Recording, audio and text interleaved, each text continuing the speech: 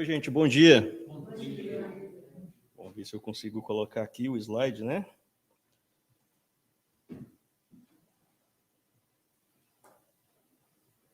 Foi. Então, gente, algumas vezes é preciso que, dentro das propostas da casa, a gente converse a respeito de assuntos muito sérios.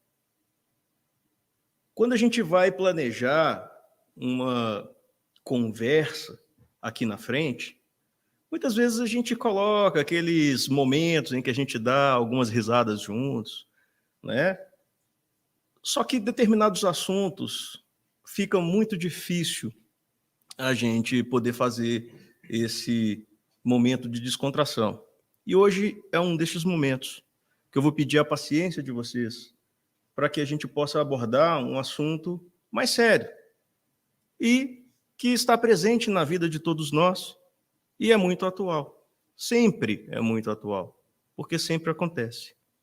Então, a proposta hoje é a gente conversar a respeito dos flagelos destruidores e as desencarnações em massa. Todos nós temos visto o noticiário e temos visto o que tem acontecido. Não é a primeira, não será a última vez que situações como essas acometem a humanidade. E todos nós temos visto que os nossos irmãos na Turquia, na Síria, têm passado por esses grandes tremores de terra que por lá aconteceram e que, até o momento, segundo as notícias atuais, já se chega ao número de pelo menos 25 mil, né, vitimados, né, por esse tremor. Então, um número significativo de pessoas acometidas ao mesmo tempo, né, por um mesmo fenômeno. E quando a gente vai falar sobre flagelos destruidores e desencarnações em massa, é claro que rapidamente nós pensamos em todas essas situações que acontecem. Terremotos, maremotos, furacões, vulcões, enchentes. Tanto essas catástrofes que sejam naturais ou aquelas que são derivadas da responsabilidade do homem. Entretanto, sempre fica uma pergunta no ar para todos nós quando nos deparamos com esse tipo de situação. É muito comum. Talvez seja a primeira pergunta que muitos de nós faz. Será que tudo isso constitui um castigo de Deus? Isso passa pela cabeça de muitos, principalmente por aqueles que estão vivenciando aquela situação de forma próxima e dolorida. Será que tudo isso é um castigo de Deus? Então, a proposta da gente aqui hoje é conversar a respeito disso para que possamos esclarecer alguns pontos. A nossa ideia, o nosso objetivo, vai ser, primeiro, numa primeira parte, falar a nossa razão, ok? Esclarecer. Trazer aquilo que o Espiritismo nos oferece como oportunidade de entendimento a respeito deste assunto. Então, primeiramente, vamos tentar falar a razão. Mas teremos uma segunda parte em que a gente se propõe a falar aos nossos corações. Bem?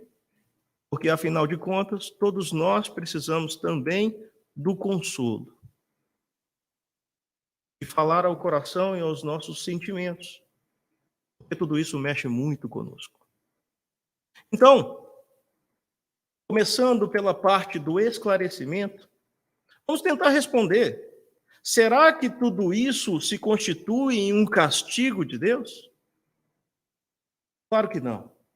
O Espiritismo, para a gente, é muito claro que não pode ser um castigo de Deus, pelo simples fato de que, na visão que nós temos do Espiritismo a respeito de Deus, Deus precisa ter alguns atributos, sem os quais ele não seria Deus. Então, quando a gente fala dos atributos da divindade, nós não queremos limitá-lo somente a essas características, mas nós sabemos que ele, pelo menos, tem essas características minimamente, sem as quais ele não seria Deus. Então, quando falamos de Deus, segundo a concepção do Espiritismo, nós concebemos que ele é eterno, imaterial, imutável, único, onipotente, perfeito e justo e bom. Então, um Deus que propõe castigos iria fatalmente contra um destes atributos, que é o da justiça e da bondade, e o da perfeição de Deus. Com isso, nós concluímos que não pode estar correto. Porque Deus, sob a nossa concepção, ele precisa ser sempre justo, bom, porque ele é perfeito. Então não cabe dentro do Espiritismo a ideia de castigo. Se não cabe a ideia de castigo, então o que é que ocorre nessas situações? Kardec teve a mesma dúvida. E que bom que ele teve essa mesma dúvida. E por isso ele questionou a espiritualidade em O Livro dos Espíritos a respeito deste tópico. Lá na pergunta de número 737, ele faz a seguinte pergunta: com que fim Deus castiga a humanidade com flagelos destruidores? Note, ele usou a palavra castiga para perguntar aos espíritos a respeito dessas situações. Vamos observar o que a espiritualidade responde? A espiritualidade responde: para fazê-las avançar mais depressa. Não dissemos que a destruição é necessária para a regeneração moral dos espíritos? Que adquirem em cada nova existência um novo grau de perfeição? E necessário é ver o fim para apreciar os resultados. Só julgai as coisas do vosso ponto de vista pessoal, e a chamais de flagelos por causa dos prejuízos que vos causam. Mas esses transtornos são frequentemente necessários para fazer com que as coisas cheguem mais prontamente a uma ordem melhor, realizando-se em alguns anos o que necessitaria de muitos séculos. Então a gente observa que, apesar da condição da pergunta, os espíritos não foram por este caminho de responder que é um castigo, e sim uma necessidade. Existe um fim útil para esses fenômenos que acontecem. Lembre-se, gente, aqui a gente está falando primeiro para a razão, tá bom? Daqui a pouco a gente vai falar para o coração. Vamos tentar entender primeiro o processo. E aí a gente vai saber daqui a pouco como lidar com ele. Ok?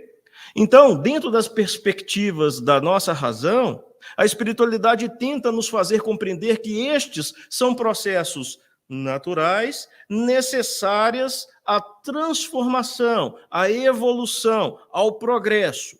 Esse tipo de situação nos faz progredir de alguma forma mais rápido. Ok. Como a gente pode entender isso?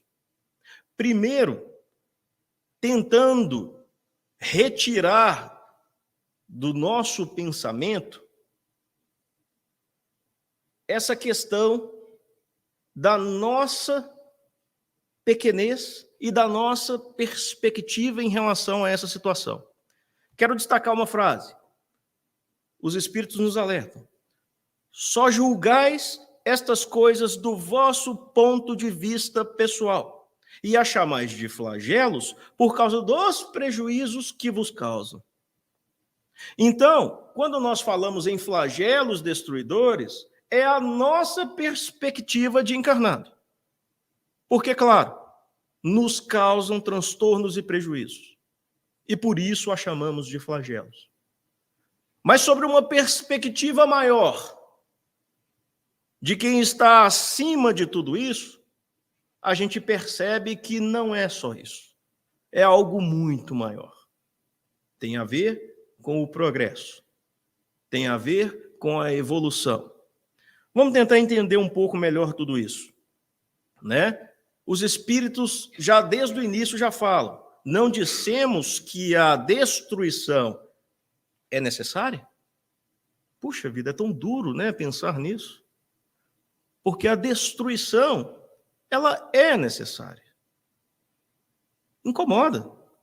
Sob o nosso ponto de vista, é terrível. Mas ela é necessária. Por quê? Se a gente poder compreender as leis divinas, fica mais fácil da gente ir tentando entender a lógica de tudo isso. Nós sabemos que, dentre as leis divinas, existem duas muito importantes, que são a lei do progresso e a lei de destruição. Kardec explica isso muito bem em O Livro dos Espíritos. Estas duas leis, elas trabalham em conjunto. São leis que trabalham de mãos dadas para um resultado comum. Esse resultado comum se chama evolução. E é necessário que haja o equilíbrio entre elas. E elas agem em harmonia e equilíbrio, por mais que a gente imagine que não.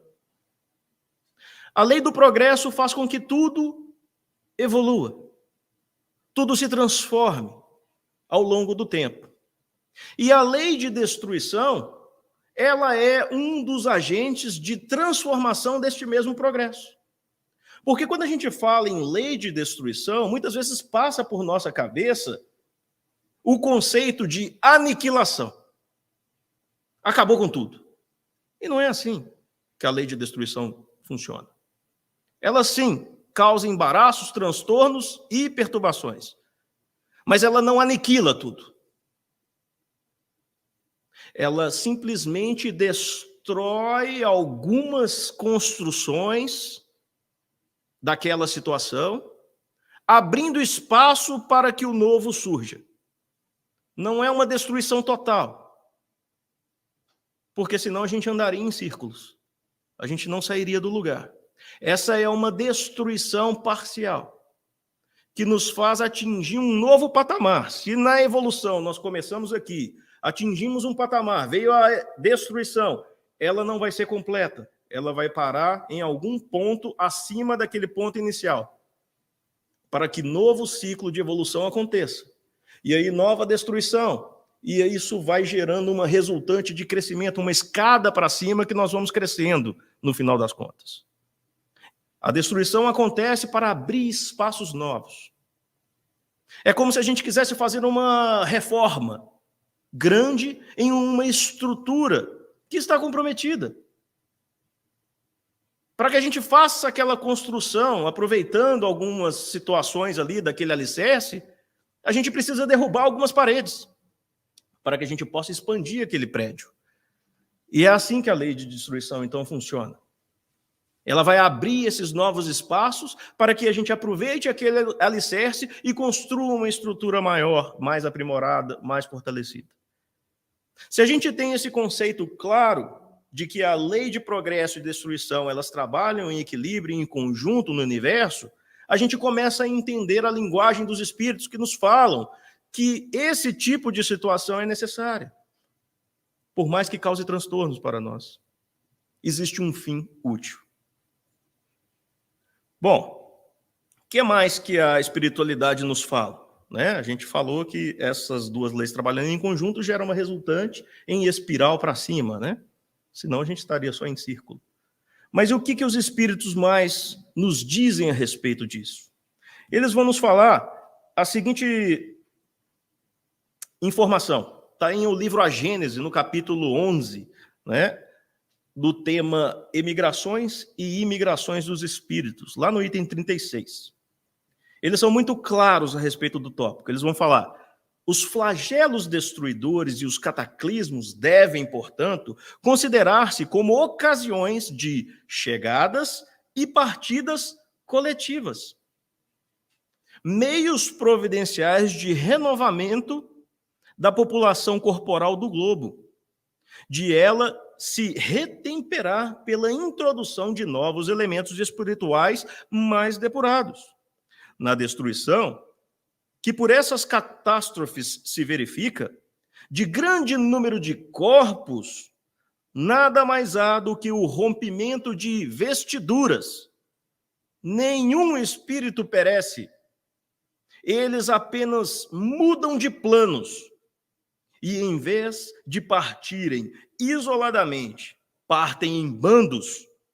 Essa a única diferença, visto que, por uma ou outra causa, fatalmente tem que partir, cedo ou tarde. Fica difícil para a gente, né, o coração, mas lembra, a gente está falando primeiro a razão. Qual a razão dá para a gente entender, não dá? São mecanismos das leis divinas que fazem com que os espíritos, ao invés de partirem individualmente, partam em coletividade, visto que todos nós temos que partir um dia, gente. Alguém pretende ficar aqui pela eternidade? Muitos pretendem, mas não vão conseguir. Essa não é a nossa situação definitiva. Nosso corpo físico é apenas uma veste. Para nós encarnados é difícil encarar isso. Porque a gente está tão apegado a essa roupa que a gente não quer largar ela. Mas é só uma roupa. E a gente vai largar ela mais cedo ou mais tarde. E qual a diferença de ir junto com outros ou individualmente? Nós vamos ter que largar essa roupa. E é isso que os espíritos estão falando conosco. Essas ocasiões de partida coletiva não significam para o espírito a morte. Não significam para o espírito o fim de tudo. Não. O espírito continua. Ninguém morre. O que morrem são os corpos. E os corpos são somente vestes do espírito. Ok. Com a razão a gente consegue compreender isso. E fica claro para a gente que o objetivo dessas encarnações, desencarnações coletivas, é uma renovação, é uma reciclagem de espíritos. Porque aqueles que estão aqui e já cumpriram de alguma forma com a sua tarefa, retornam à pátria espiritual, dando oportunidade para aqueles que estão lá e voltem e tragam com eles os progressos já adquiridos por eles. Porque ninguém vai para o lado de lá, ninguém vai para o mundo espiritual comer uvinha e ficar tocando harpa. A gente evolui lá também. A gente estuda, a gente trabalha. Ninguém vai ficar à toa lá. E esses espíritos que já estão se preparando há longo tempo do lado de lá, progrediram e estão prontos para vivenciar as suas novas experiências aqui na Terra através da reencarnação, trazendo com eles o progresso adquirido. E precisa-se dar lugar a eles. Veja como existe um propósito nas leis de Deus. Veja como isso não é um castigo divino. E que o fim é bom, é uma bênção para a humanidade, nos faz progredir. Conseguem compreender isso? Bom, acontece que para nós espíritas, talvez isso seja claro. Mas para o materialista é diferente. Para o materialista, fica mais complicado compreender tudo isso, porque ele não leva em consideração essa parte do espírito. E aí, meus amigos, a própria espiritualidade já diz que para o materialista é o seguinte, lá na Gênesis, também capítulo 18, item 35. Para os materialistas, os flagelos destruidores são calamidades, sem compensação, sem resultados úteis, pois que, segundo ele, elas aniquilam os seres sem retorno. Mas, para aquele que sabe que a morte destrói apenas o envoltório, eles não têm as mesmas consequências e não causam o menor pavor, porque ele compreende o seu objetivo e sabe também que os homens não perdem mais morrendo em conjunto do que isoladamente. Porque, de um ou de outro modo, é preciso lá chegar. Então, tudo isso que a gente tem falado. Para o materialista, ele não tem condição de enxergar o que a gente tem condições de enxergar. Por isso, para ele, não há consolo. Por isso, para ele, trata-se de uma situação que é difícil de remediar. Mas para nós, que compreendemos a vida após a morte, nós entendemos que é apenas um processo. Claro, dúvidas pairam no ar sempre que falamos disso. E uma pergunta muito natural que pode surgir em cada um de nós nessas situações é: nesses flagelos, porém, o homem de bem sucumbe com o perverso? Isso é justo?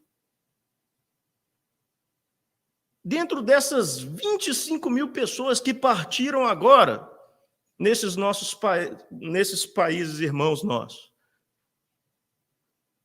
partiram homens de bens e homens perversos. Isso é justo? É uma pergunta natural que pode nos ocorrer. E que bom, Kardec também fez essa pergunta para nós, né? E ele perguntou, lá na pergunta 738A, e os espíritos respondem da seguinte maneira: durante a vida, o homem relaciona tudo ao seu corpo, mas após a morte, ele pensa de outra maneira. Como já dissemos, a vida do corpo é um quase nada.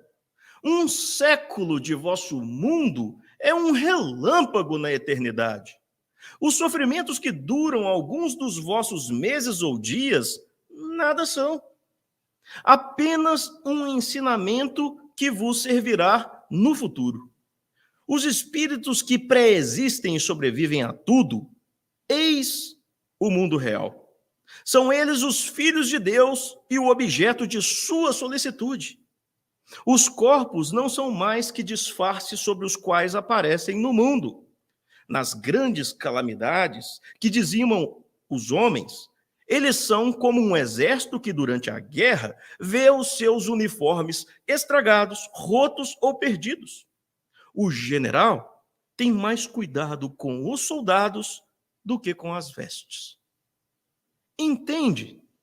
Entende o que a espiritualidade quer nos chamar a atenção?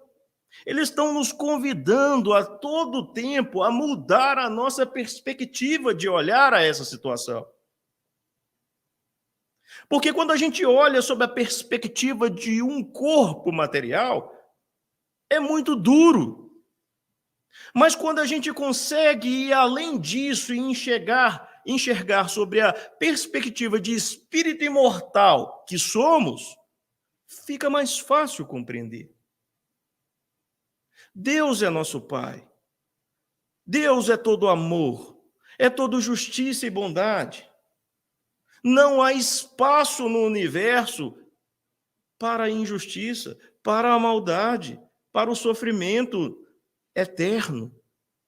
São situações temporárias, com um propósito, com um fim. E se a gente compreende isso, a dor é minimizada.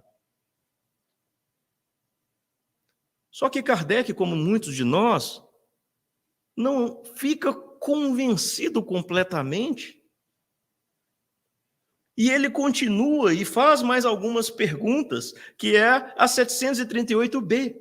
Mas as vítimas desses flagelos, apesar disso, são vítimas. Elas não deixam de ser vítimas. E o que a espiritualidade responde?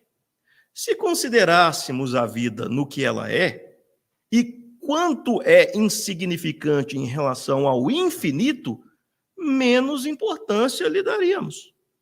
Essas vítimas terão, noutra existência, uma larga compensação para os seus sofrimentos, se souberem suportá-los sem lamentar. O que é uma vida, gente? Diante da eternidade que temos. O que são alguns minutos, alguns dias diante da eternidade? A gente sempre olhando pela perspectiva transitória do corpo. Nós somos mais que isso. Somos espírito imortais. Seremos compensados por isso.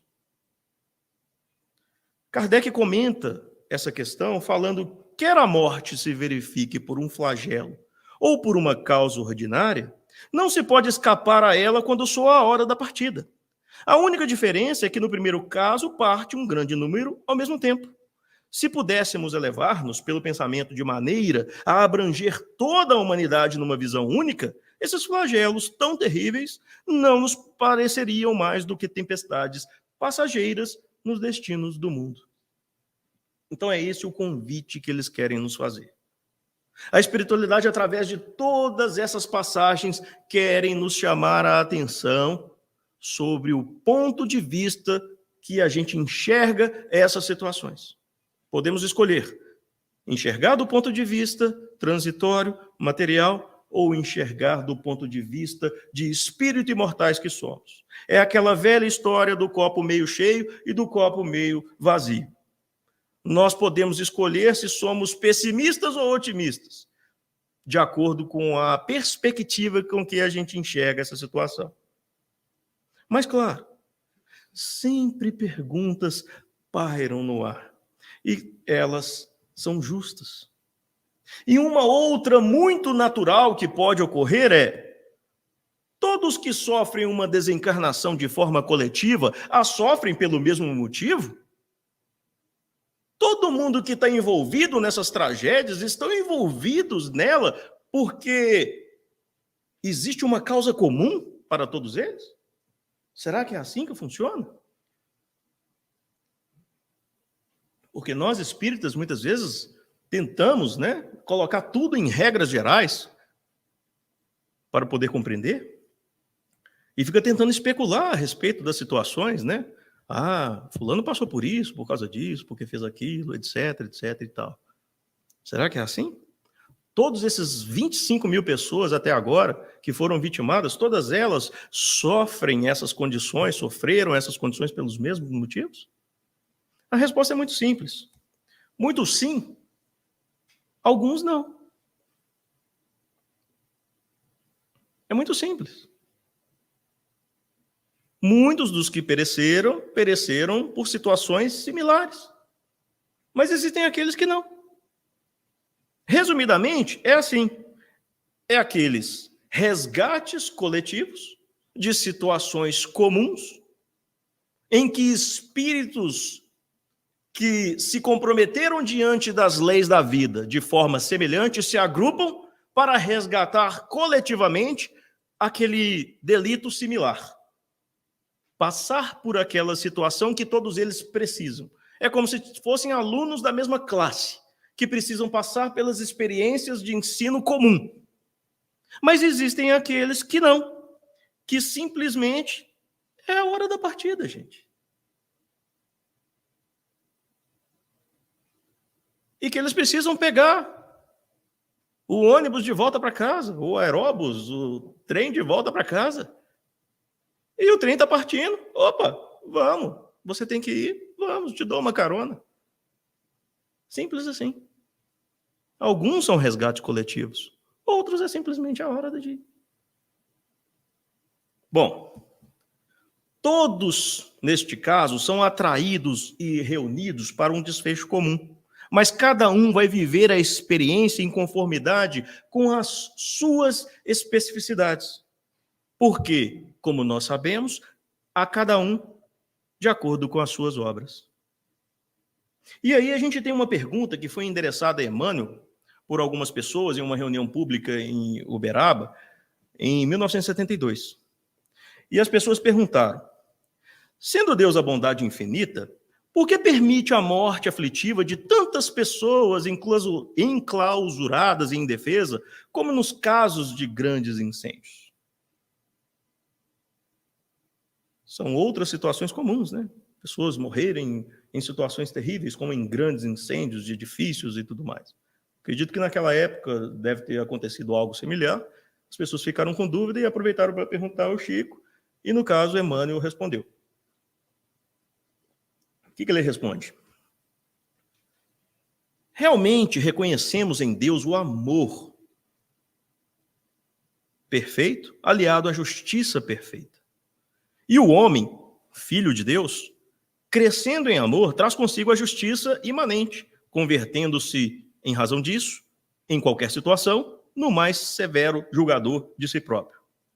Emmanuel fala difícil, né? Vamos traduzir. Deus é amor e justiça, não é? Somos filhos dele, não somos? Então o amor e a justiça estão dentro de nós.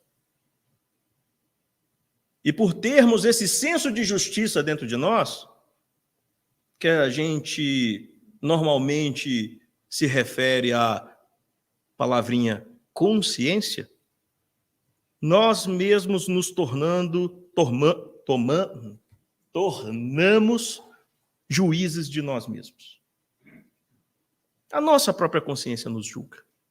Ok.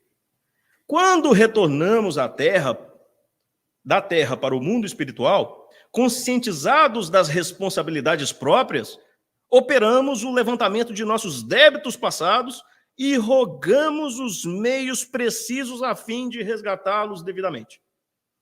Então, traduzindo, quando a gente vai para o plano espiritual, não temos mais as amarras do corpo físico, as ilusões do corpo físico, e começamos a pensar como espíritos imortais que somos, nossa consciência nos chama. E a gente pede os mecanismos, os meios necessários para que possamos quitar a nossa consciência diante da vida. Muitas vezes solicitando passar por situações para que possamos compreendê-las. Existe aquele velho ditado que fala assim: você precisa andar com o sapato do outro para você realmente entender onde aperta o calo do outro. Não é assim? Muitas vezes na nossa vida nós cometemos erros e enganos. Nossa consciência se compromete diante disso.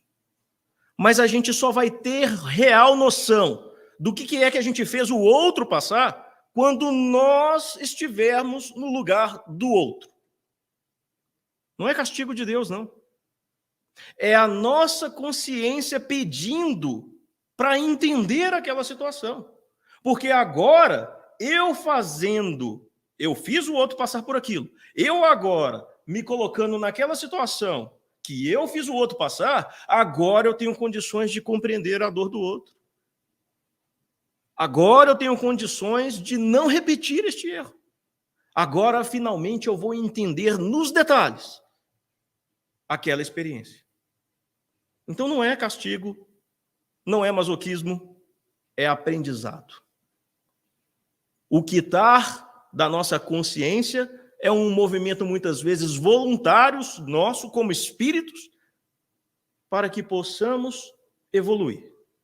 E aí a gente pede para passar por esse tipo de situação. Ups, ei, calma, espera aí. É assim que muitas vezes renascemos no planeta em grupos compromissados para a redenção múltipla. Criamos a culpa e nós mesmos engenhamos os processos destinados a extinguir-lhe as consequências.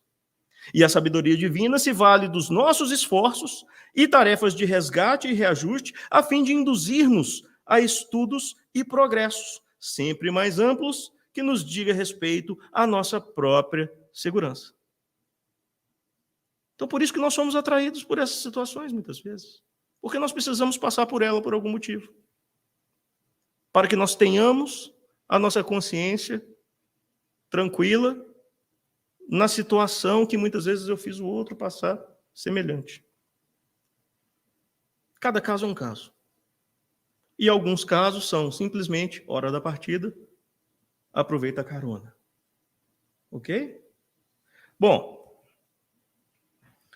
é por isso, é por esse motivo que todas as calamidades terrestres, o homem se retira com mais experiência e mais luz no cérebro e no coração, para defender-se e valorizar a vida.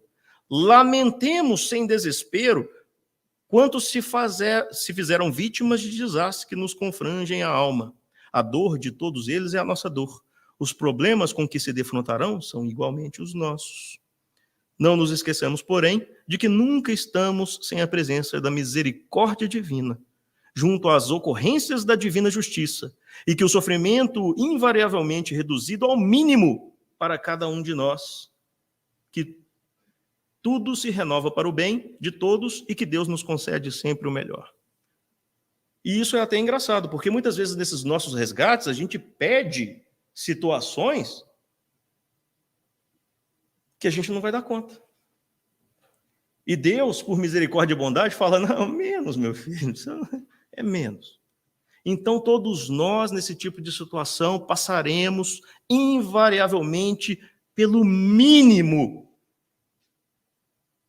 Porque Deus nos ama, Ele não quer nos punir, Ele não quer nos exterminar.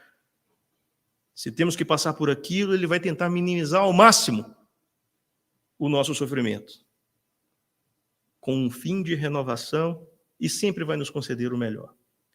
Mas é aquela história. Como que a gente deve se comportar nessas horas? E aí agora, chega de alimentar a razão, vamos tentar dar um alimento para o coração. Como que deve ser o nosso comportamento diante dessas situações? Porque eles nos abalam. Nós sentimos. Dói dentro de cada um de nós. E a resposta, Emmanuel deu.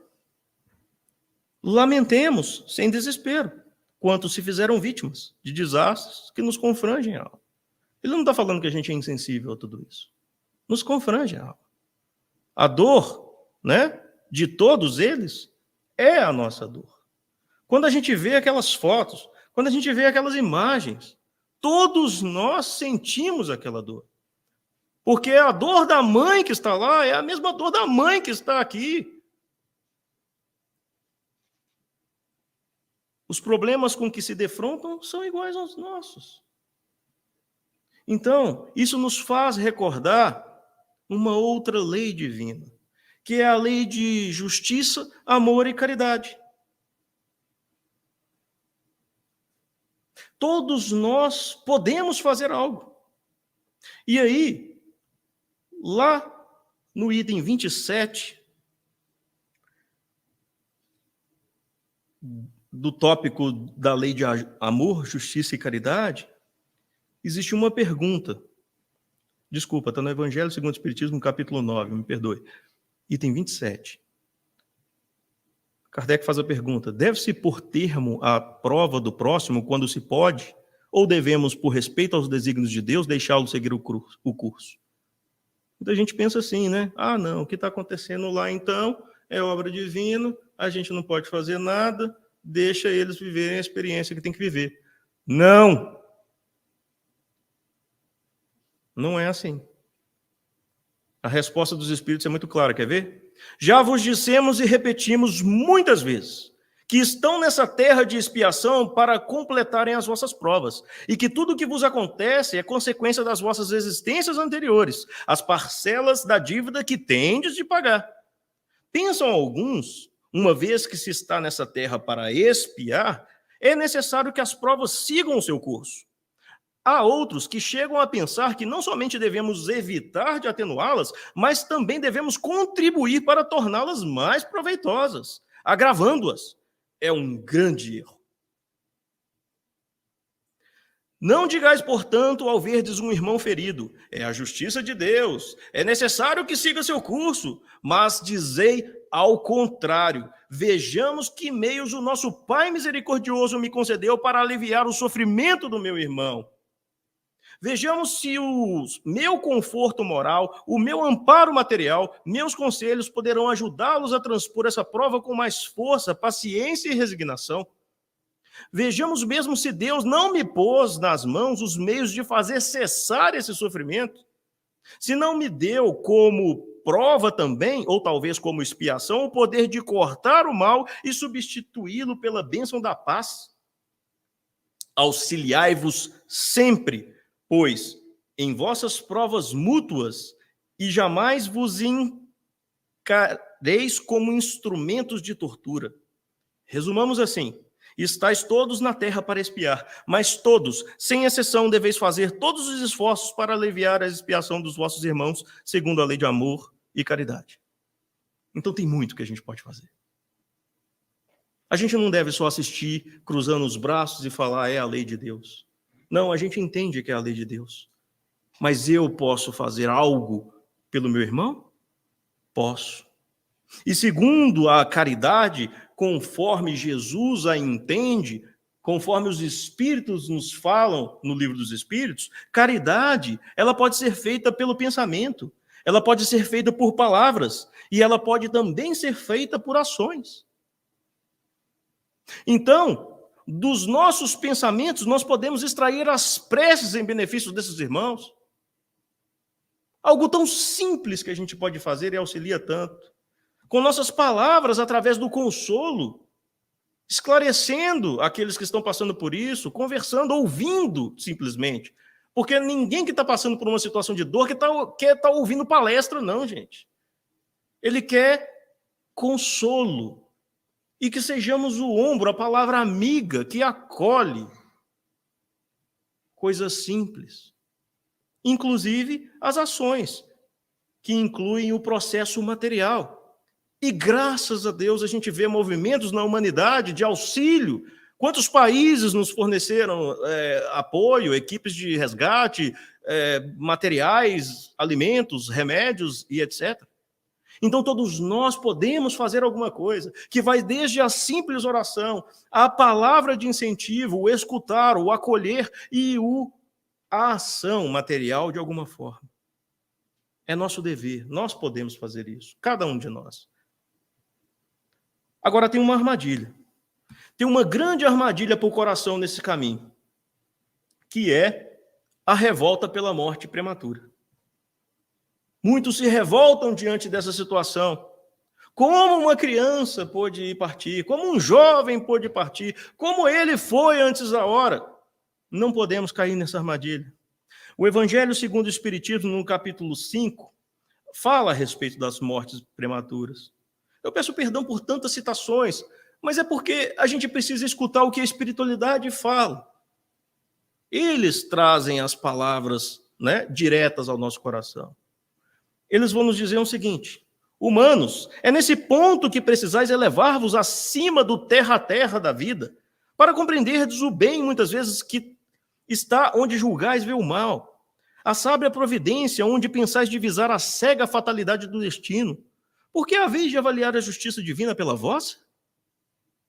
Podeis supor que o Senhor dos mundos se aplique por mero capricho a vos infligir penas cruéis? Nada se faz sem um fim inteligente. E seja o que for que aconteça, tudo tem a sua razão de ser. Então Deus não é um ser cruel que está sentado lá no trono de sua glória, brincando de fazer maldade com a gente pelo simples prazer de ver a gente sofrer. Que ideia é essa que a gente tem de Deus, gente? Isso não pode passar pela nossa cabeça nem um minuto.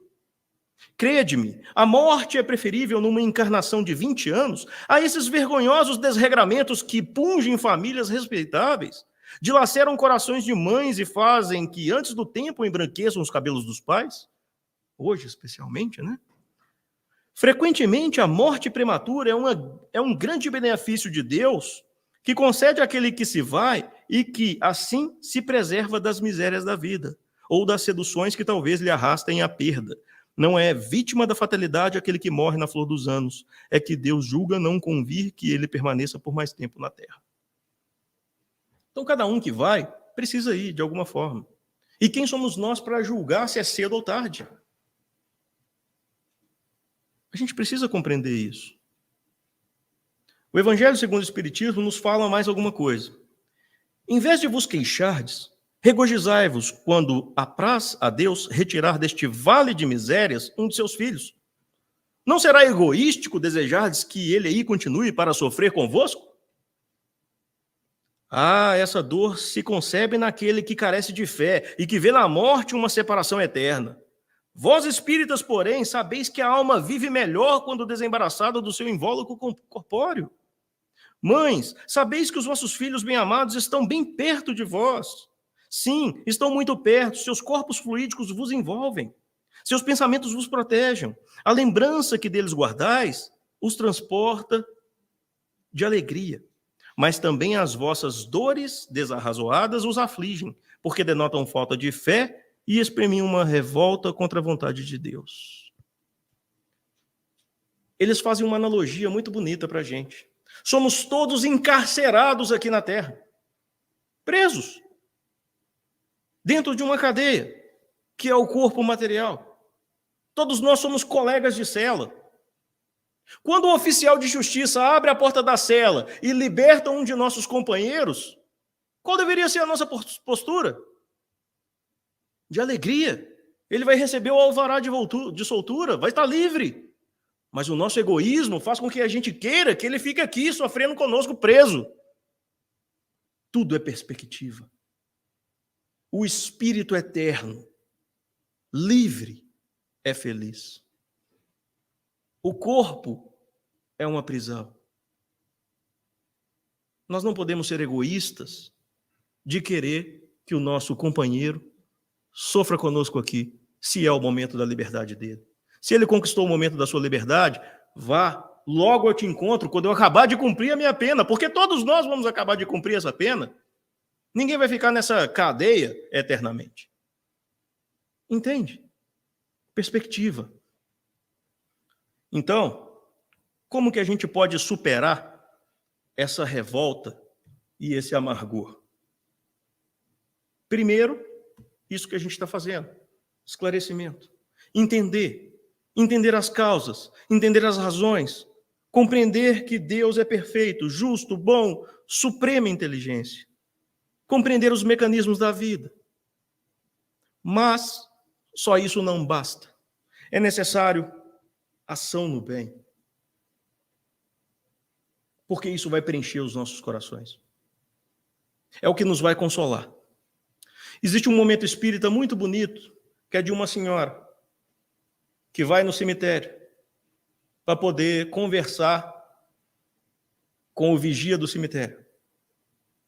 Porque ela foi desenganada pelos médicos e quis ir lá para agradecer todos esses anos que ela enviava um dinheiro para que o vigia colocasse as flores no túmulo do filho dela. Então o motorista dessa mulher parou lá na frente da guarita e pediu que o vigia fosse conversar com a senhora. A senhora abaixou o vidro do carro e falou: eu sou a senhora Adams, eu vim aqui te agradecer por todos esses anos que eu mandei os $5 para o senhor colocar as flores no túmulo do meu filho. Os médicos me desenganaram e por isso eu estou aqui para te agradecer, porque dentro em pouco eu me juntarei ao meu filho. Aquele vigia fazia parte de um grupo que visitava pessoas em hospitais, em um trabalho voluntário de benefício a esses internos. E ele, num ato falho, disse: minha senhora, eu sempre lamentei que você mandou esses $5 todos os meses para as flores do túmulo do seu filho. Aquela mulher tomou um susto. Eu falei: mas como assim? O senhor está bem? Sabe o que você está falando? Sim, eu sei o que eu estou falando. Eu trabalho numa entidade que visita hospitais, e lá sim as flores fariam muito bem para os internos. Aqui elas só vão murchar. Você precisa ver a alegria dos internos quando recebem umas flores. A mulher ficou pensativa, fez um sinal para o motorista, fechou a janela e foi embora. O tempo se passou. E aquele vigia foi surpreendido dentro de algumas semanas, porque aquela mulher voltou. Já não mais com o motorista, mas dirigindo o próprio carro. E ela, com um semblante completamente diferente, um sorriso nos olhos, abriu o vidro e falou: o senhor tinha razão. Os pacientes transbordam alegria quando recebem as flores. Os médicos não sabem a razão da minha cura, mas eu sei. Todas as vezes que eu entrego as flores no hospital, eu entrego em nome do meu filho. E a alegria de ver aquelas pessoas recebendo as flores preenche o meu coração. Então é assim que devemos agir. Esclarecimento e ação no bem. Isso vai nos consolar. Porque se a gente puder resumir em uma frase tudo isso que a gente falou aqui, a dor da partida, ela não se compara com a alegria do reencontro. A vida continua, gente. É justo que sintamos saudades. É justo que nós nos entristeçamos por aquela separação, mas ela é momentânea. Ao invés de pensar na tristeza dessa separação temporária, pensemos na alegria do reencontro, porque nós vamos nos reencontrar. E isso vai nos dar forças para seguir em frente. Então, convido a todos a refletir em tudo que a gente conversou. Espero que tenha dado um pouco de alimento às nossas razões e às nossas emoções, para que, diante dessas situações, possamos nos tranquilizar e fazer algo por nós e por todos que nos cercam. Obrigado a todos. Vamos fazer a nossa prece.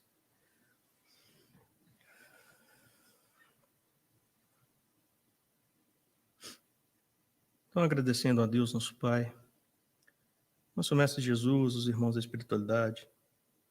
Agradecemos, Pai, pelas bênçãos que o Senhor nos concede de compreender tudo isso. Pedimos o amparo do Senhor para todos esses irmãos que sofrem, Pai. As dores do corpo físico, as dores da saudade. Pedimos que a espiritualidade, que o Senhor possa ampará-los de todas as formas possíveis, nos inspirando a cada um para que também possamos fazer a nossa parte naquilo que pudermos contribuir, Pai, para aliviar a dor do outro.